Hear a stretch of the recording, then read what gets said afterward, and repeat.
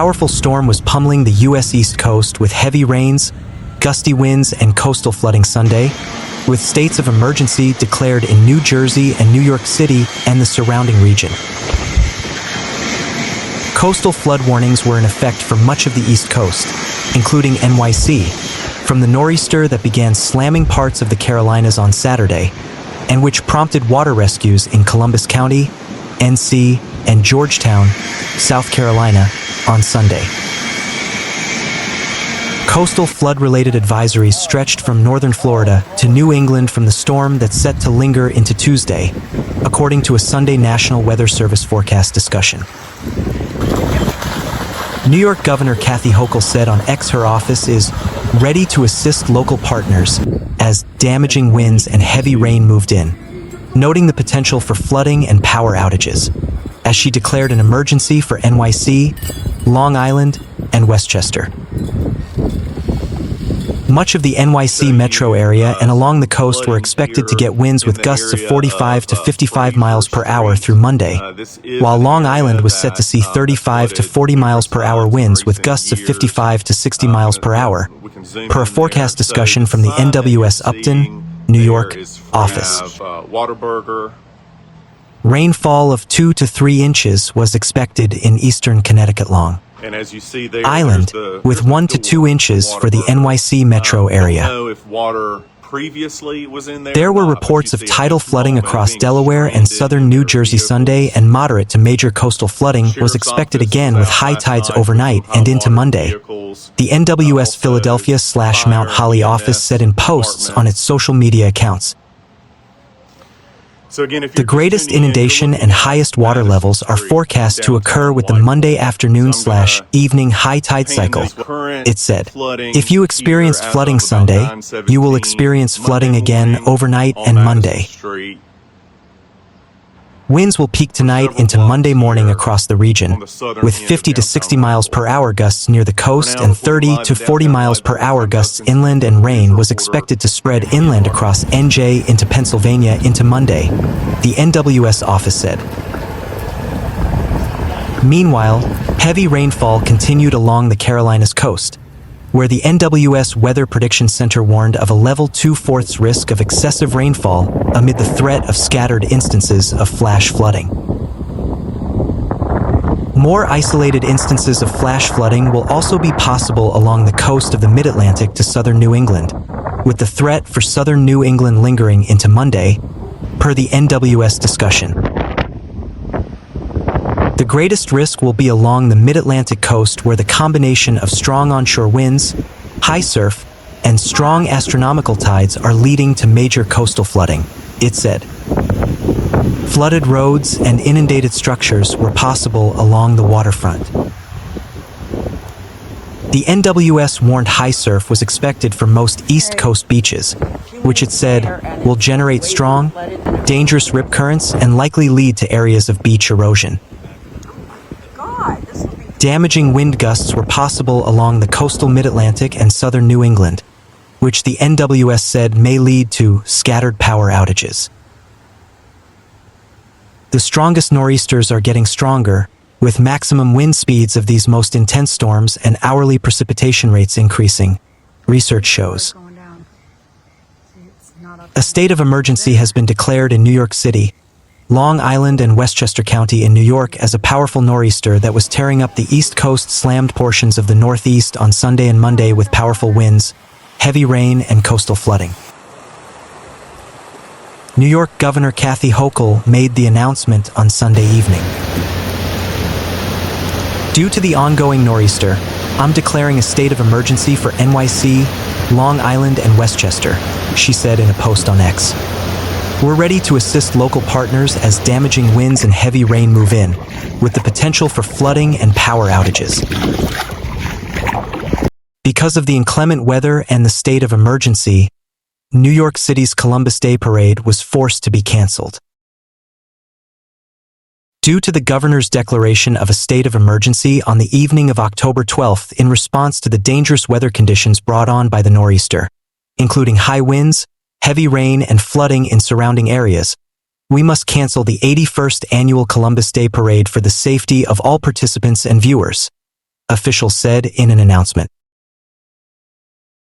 Officials said that the parade cannot be rescheduled and will be held again in 2026. Video recorded in Freeport, New York, on Long Island, showed flooded streets as the nor'easter continued to impact the area on Sunday night and into Monday morning. The nor'easter first slammed areas of the Southeast and Carolinas over the weekend, dumping several inches of rain and producing tropical storm-force wind gusts from an already battered North Carolina coast up to the Jersey Shore.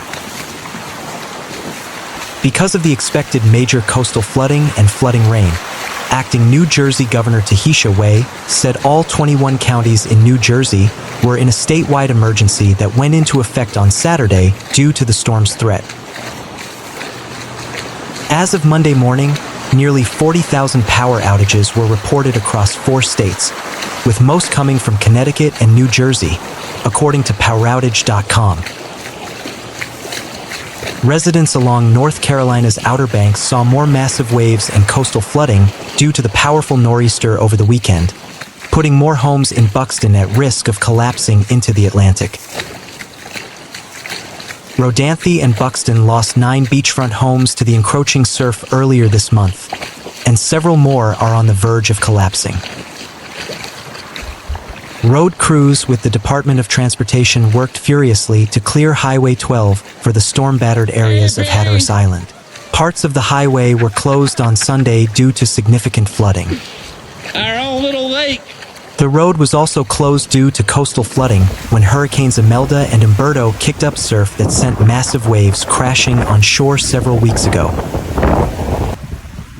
On Sunday, the Delaware Emergency Management Agency, DEMA, announced the activation of the Delaware National Guard to assist with the storm response as the powerful nor'easter battered the state. Voluntary evacuation orders were also issued for portions of Bowers Beach due to the coastal flooding threat. DEMA has been coordinating with state and local officials since Friday in preparation for impacts from the storm and is pre-positioning guard assets for deployment as needed, DEMA said in a news release. Officials said reception centers were open in Kent and Sussex counties, with shelter preparations underway, should they be needed. With continued concern for moderate to major coastal flooding and damaging winds, there remains the potential for storm and wind-related tree damage, power outages, and roadway flooding with the possibility for more local evacuations, officials said.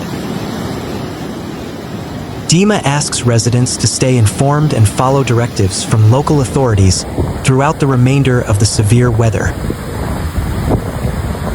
As the nor'easter was making its way up the East Coast, tropical storm-force wind gusts pummeled coastal communities from the southeast through the mid-Atlantic and into the northeast.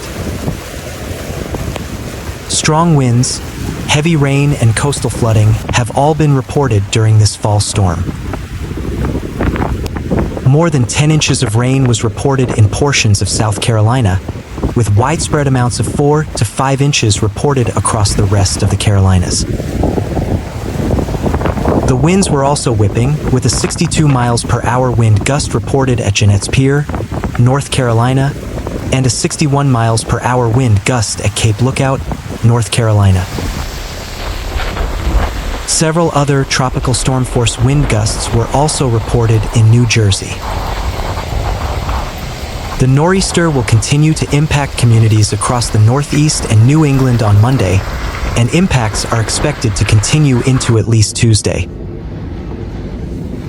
The Fox Forecast Center said heavy rain and gusty winds are continuing to impact communities from Atlantic City in New Jersey northward along the Interstate 95 corridor through New York City, New Haven in Connecticut, Providence in Rhode Island, and Boston. Even inland communities are being blasted, with heavy rain reported in Hartford, Connecticut, and Albany, New York. The winds have been dialed back a bit, and the storm isn't expected to meander in the area for much longer before conditions begin to improve. Coastal flooding is expected to peak early Monday when winds shift from onshore to more paralleling the coast. As that occurs, the shorelines will finally begin to see some relief. It's expected to be an all-day event for wind and rain across the region, although some parts of the Jersey Shore could see conditions improve later Monday. But from Long Island to Boston, expect a washout and miserable day. Major coastal flooding and wind-whipped rain will hit the mid-Atlantic and northeast coastline Monday as an impactful nor'easter crawls up the east coast for a third consecutive day. I usually don't get The storm has already disrupted air travel at major northeast airports, triggered serious flooding in South Carolina, and threatens to push the ocean into homes and onto roads along the mid-Atlantic coast at Monday afternoon's high tide. Roads are already covered. This coastal storm is called a nor'easter due to the prevailing wind direction from the northeast ahead of its center. These northeast winds push water toward the coast, causing it to erode beaches and pile up and cause flooding. People across the Philadelphia area are dealing with wet and windy conditions from the coastal storm. However, impact from the storm is mostly being felt along the coastline, bringing gusts up to 60 miles per hour and prompting road closures. People waking up Monday to head to work should be cautious of both wind and flooding if you're driving. Remember to not drive through floodwaters and watch for downed trees and power lines. Water levels Monday afternoon could reach a mark not touched in more than a decade along the Jersey Shore. Widespread roadway flooding and closed roads, damage to structures and evacuations are possible, the National Weather Service warned. Acting New Jersey Governor Tahisha Way declared a state of emergency that went into effect Saturday night out of an abundance of caution, asking residents to stay off the roads unless absolutely necessary. Water levels climbed into minor flood stage on Sunday afternoon in Atlantic City, New Jersey, and shut down Route 40 and Route 30 in both directions in and out of the city. The flood threat will climb even higher to above 8 feet Monday, which would be the highest level observed since Superstorm Sandy in 2012. Atlantic City had been getting ready for the storm over the last week.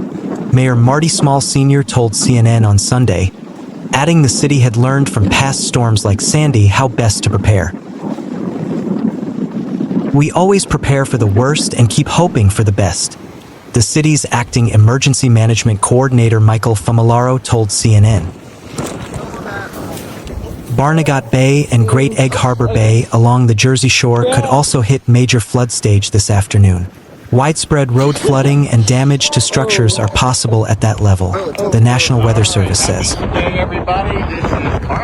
A whole section of road on Route 322 in Egg Harbor Township is closed to traffic due to flooding. Levels at Cape May, New Jersey, are projected to reach over 8 feet on Monday and would be the third highest on record and the highest since January 2016. "We saw really bad flooding earlier Sunday, like the beach was all the way up to the beginning of the walkway there," said Andy Chermala from Lafayette Hill. "The wind is so strong," said Scott Hartranft of Summers Point. "I've been down here many a times before, but never this strong." Some New Jersey transit bus and rail services are also suspended through Monday, the service said, citing safety concerns from the storm. New video shows floodwaters taking over streets at the Jersey Shore. The storm's force could be felt along the boardwalk, where debris was scattered and waves crashed against the shore. The Delaware Emergency Management Agency activated the State National Guard to help with any storm-related issues, DEMA announced in a news release Sunday. A voluntary evacuation order was issued for the town of Bowers Beach, where the Metakill River flows into Delaware Bay. Rainfall and gusty winds could cause more delays at northeast airports Monday. The storm caused long delays and ground delays at times Sunday at Boston Logan, New York's John F. Kennedy, Washington, D.C., Reagan National, Newark Liberty, and Philadelphia airports, according to the Federal Aviation Administration. Over 30 people were rescued and at least 3 remained unaccounted for Sunday after the remnants of a typhoon battered Alaska, while a powerful nor'easter brought heavy rain and strong winds to the East Coast. The Alaska Office of Emergency Management said Sunday evening that at least 8 homes were pushed off their foundations. Officials had said over 20 people were unaccounted for in the village of Quigilingak because of flooding and high winds from the remnants of Typhoon Halong. That number dropped to 3 by later in the evening. Search and rescue crews rescued at least 18 people in Quigilingak on Sunday and at least 16 people in the community of Kipnuk, in the state's Yukon-Kuskokwim Delta, the Alaska Department of Public Safety said. Alaska state troopers were part of a multi-agency search and rescue operation in Quigilingak and Kipnuk, both of which have no roadways and are isolated from larger cities, the Alaska Department of Public Safety said. The Alaska Air National Guard, Alaska Army National Guard, and U.S. Coast Guard have launched rescue aircraft to Kipnuk and Quigilingak to locate and rescue missing or displaced people, the Public Safety Department said in a news release Sunday evening. A disaster declaration was expanded Sunday to include the Yukon-Kuskokwim Delta, Governor Mike Dunleavy said in a statement, noting that Kipnuk and Quigilingak were hard hit. Every effort will be made to help those hit by this storm, he said. Help is on the way. Meanwhile, a powerful storm that has brought strong wind and heavy rain to the East Coast this weekend continued to keep its residents on high alert. Heavy rain pounded an area from the Carolinas to Massachusetts on Sunday afternoon, bringing reports of coastal flooding and hundreds of flight delays. Over 80 flights traveling into and out of Logan had been canceled and over 400 had been delayed as of Sunday evening, according to FlightAware.com. Over 40 flights traveling into and out of LaGuardia Airport in New York were canceled, and over 500 were delayed. Across the Northeast, thousands of utility customers were experiencing power outages early Monday, including more than 4,000 in New Jersey, over 4,000 in New York, over 5,000 in Massachusetts, and over 10,000 in North Carolina. King tides, rough surf, and heavy rainfall buffeted coastal Volusia County Friday morning, October 10th, and into Saturday, causing flooding in vulnerable areas, particularly in Edgewater. The National Weather Service in Melbourne received reports of floodwater entering buildings in the city, meteorologist Robert Haley said. In southeast Volusia, where flooding has become a common recurrence, water got high in Port Orange and New Smyrna Beach as well. Edgewater and New Smyrna Beach received 4 to 6 inches of rain from about midnight to noon on Friday, October 10th, according to Haley. The total was approaching 6 to 8 inches for about 24 hours. Mandy Bullard, a resident on the north side of Edgewater's Florida Shores neighborhood, said that while homes in her neighborhood didn't have water intrusion Friday morning, water on the road was starting to rise and was gradually getting worse as the heavy rain continued. People are passing by now pushing big wakes up, Bullard said in a phone interview. Around 10:15 a.m., the Edgewater Police Department called on Florida Shores residents to avoid the roads, as roadways are flooded and becoming impassable, a Friday morning post on the agency's Facebook page said. Bullard said she had heard flooding was also happening near Volco Road and on Pine Tree Drive between 26th and 30th Streets. In a Friday morning update on Facebook, the city said, crews from the Stormwater Division are actively monitoring stormwater systems and ensuring they are flowing without obstruction. Bullard said some in her neighborhood were worried about water coming into their homes. Hi, this is 27th Street. I know a bunch of my neighbors are trying to get sandbags now, and they weren't really prepared because this isn't a hurricane, it's just rain, she said. It does look like there is a lot of standing water. In Port Orange, there were no reports of water entering any homes as of around 11:30 a.m. Friday, according to city spokesman Mike Springer. However, due to recent rainfall and elevated tides, water may pond on low-lying roadways, particularly in areas near waterways, he added. Residents are strongly advised not to drive through any streets where water is present. In the Sleepy Hollow neighborhood, where residents have struggled with the flooding issue this year, water hasn't intruded into any homes, but resident Candy Hall knows more rain ahead could make the situation worse. We're going to see what the next few days hold, Hall said. She said she is concerned about the incoming extra inches of rain and is thinking about selling her home. I just can't take the stress of living here, she said. In New Smyrna Beach, Public Works crews reassigned all hands to monitor and keep flooding in check on the beach side on Friday, according to city spokesman Phil Vesky.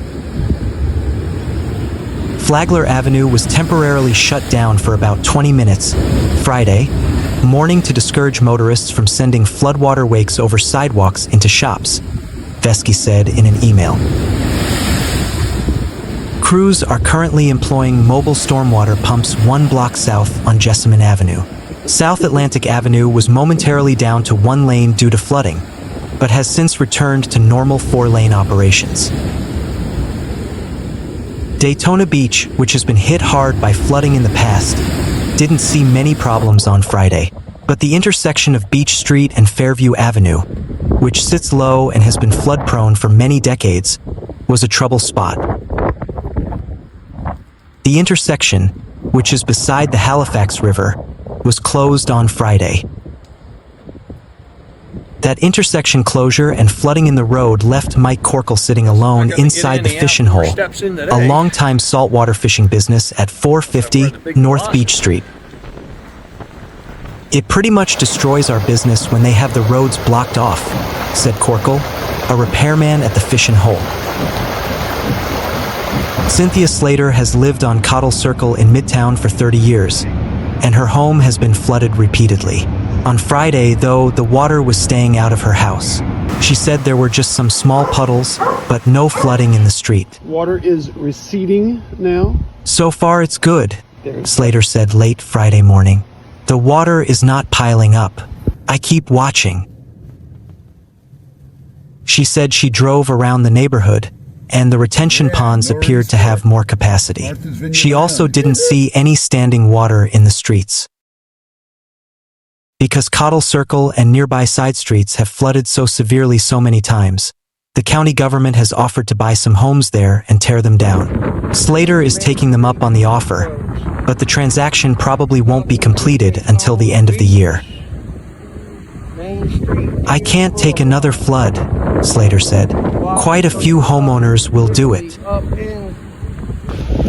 Volusia County has been dealing with extra high tides, called king tides, and heavy rainfall. Conditions in the county are causing flooding in low-lying areas along the Intracoastal Waterway and pushing waves higher up on the beach, Haley said.